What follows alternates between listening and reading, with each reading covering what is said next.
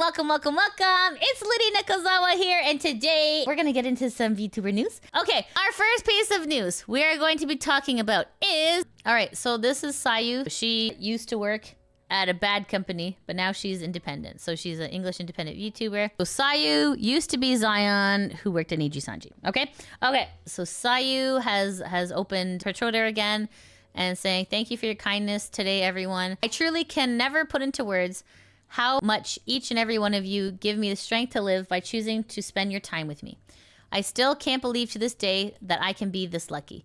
I just pray it lasts forever. Please let me have one forever. Something that we don't have to struggle every day to have, like food or a home. I'll be unprivating my account today and doing my best to return to the world. I want to be brave enough to reach out to people again, to try to make new friends and rekindle old ones. You are all my safety net, my home. That will never change. Thank you for giving me somewhere safe to return to. I love you all so much. Aw, Sayu, it's so beautiful.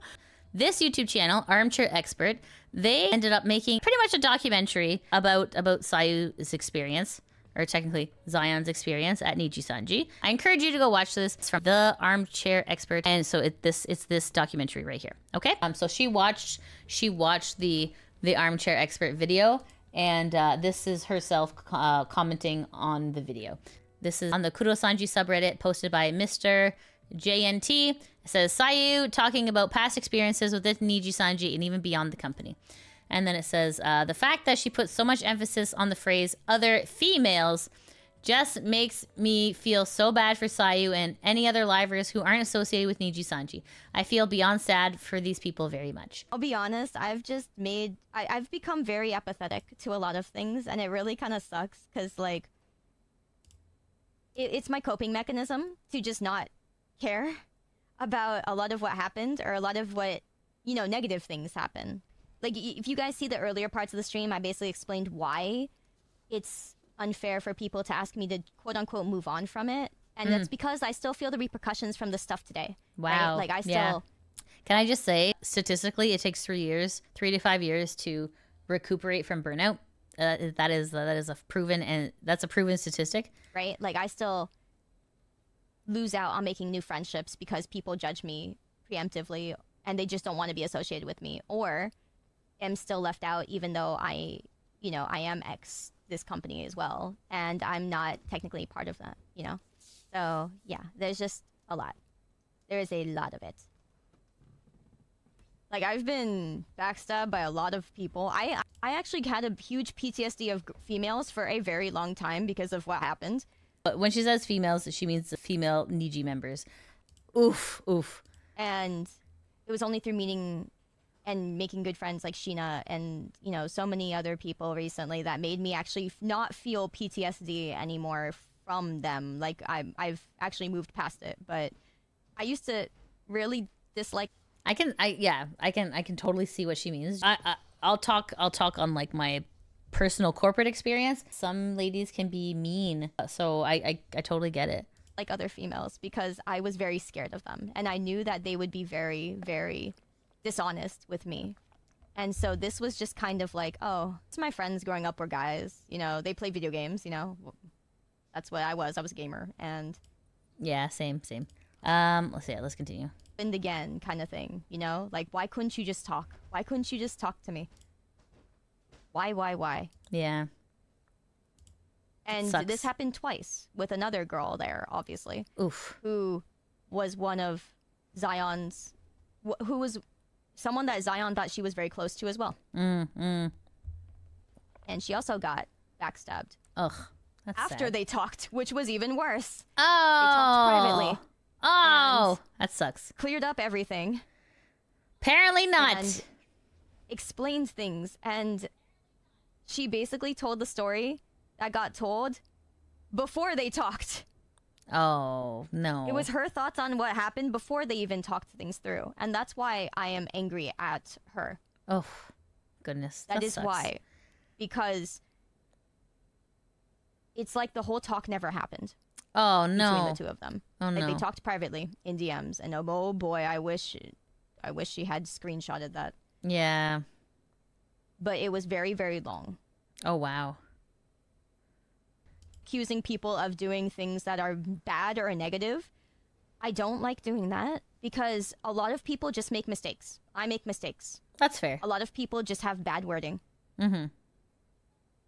But I do not understand why she would talk about what happened if they had already talked things through as if they hadn't. Like, it's very, very hurtful. Yeah. And I think that being in the industry, in this space for so long, she knows the weight of her words. It's not like Kotoka, where Kotoka maybe didn't know the weight of her words and how much it would affect and hurt the person afterwards.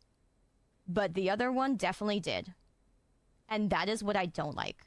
So this is Sayu talking about her past experiences, which is, it hurts. It hurts, man. I feel you 100%. It's terrible. Let's see what some of the people say. Opposite umpire says, not gonna lie, this clip without broader context doesn't help. It kind of brushes off her conclusion that she still wants to be friends with people and clear up things that some of them did privately. Edit. Probably would have been a good idea to put a disclaimer somewhere in the video about it, or make a longer version so people can refer to the supercut of her VOD, because some people are taking this as if she's trying to stir stuff up while she wants to resolve her name and be able to make connections like other content creators do.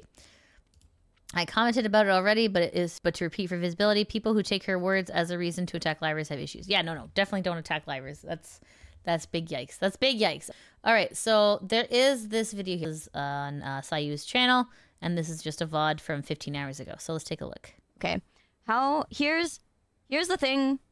Here's one thing that didn't have to be in the document that obviously was not needed to be talked about unless it was brought up, which is now. Oh.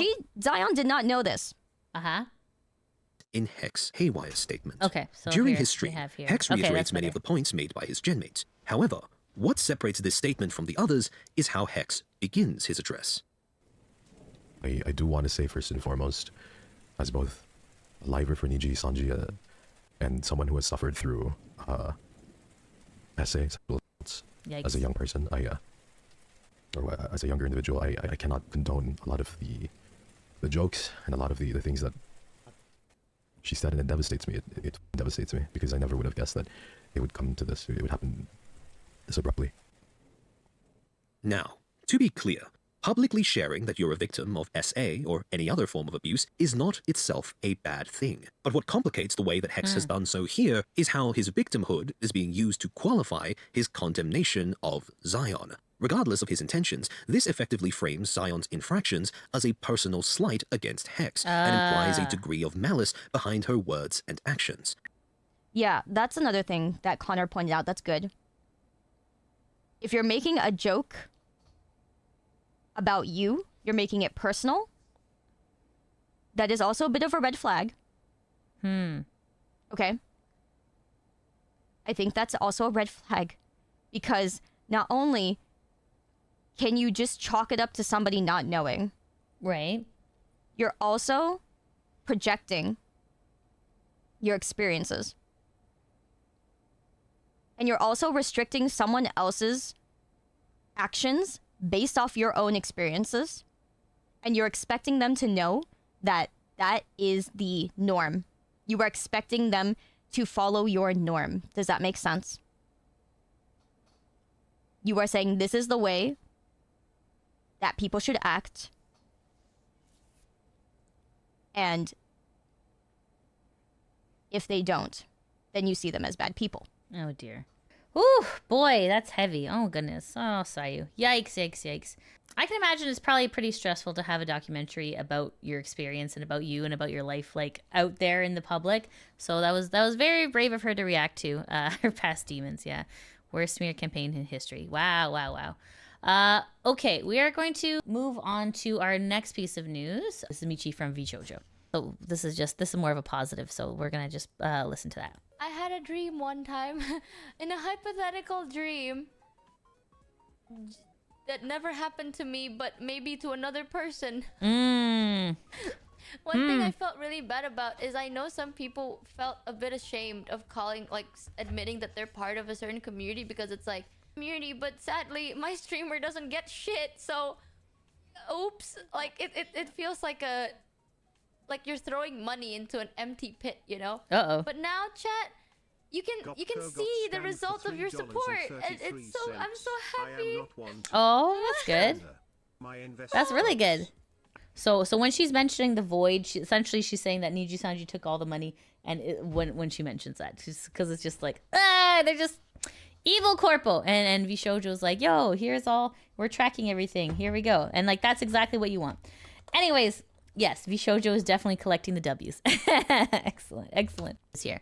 That's on the Kurosanji subreddit, posted by Gamel999, and it says, this is a Hollow Meet Taipei karaoke, not concert. And it says, they refuse to call this as a concert, yet this is now being, okay, they refuse to call this as a concert, yet this is now being hosted at Taipei Music Center. And it says, please note the event starts at 6 p.m. This is just 5 p.m. People still queuing outside to come in. All tickets were sold, and I'm at level 2. There is a seat on level 3 as well. And look at the Niji concert in Singapore last month. This is 5 minutes before it's all seated. Wow. Holy, that's packed. Wow, wow, wow. That's incredible. Goodness, goodness. And then here's the fans. Here's video of fans lining up outside. You can see a number of fans went there. Wow. Oh my goodness, that's incredible. This is on the Hololive subreddit, and it says Gura singing in front of a sea of blue. And this is posted by Dry Relationship 949. Wow, look at this. Oh, look at all those pen lights, man. This is beautiful. That's incredible. That looks like so much fun. Wow, wow, wow. And then this is on the Hololive subreddit again. It says 3-story crowd meet super karaoke party at Taipei. Wow. Awesome. Awesome. I love it. I love it. All right. Okay, and then this is posted on the Kurosanji subreddit by Lionel saying, breaking news. Doki has been sponsored by Idol for an official debut watch of their new group. Now that's a massive win. So Doki is still, okay, so Doki is still an indie, but she's doing a watch along. So this is a tweet posted from the Idol Twitter, and it says, official watch along. Watch Encore debut today with Dokibird on her live. Sorry, so it says, watch Encore debut today with Dokibird on her Twitch channel. Debut starting at 2 p.m. PST. So it's an official Dokibird watch along. So this is interesting. It's an interesting concept. I've only kind of started to understand the watch along concept. So essentially, for me, I got really confused because I thought, like, well, if you're doing like a watch along, you're taking viewers away from the person debuting.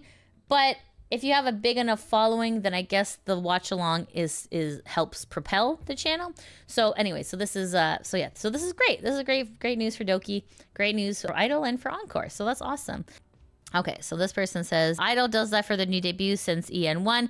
It's good that Doki is a part of that, but not significant hurdle for someone her size. Let's see here. And it says, while Idol isn't as bad as Nijisanji, some of their PR stunts and management have been questionable lately.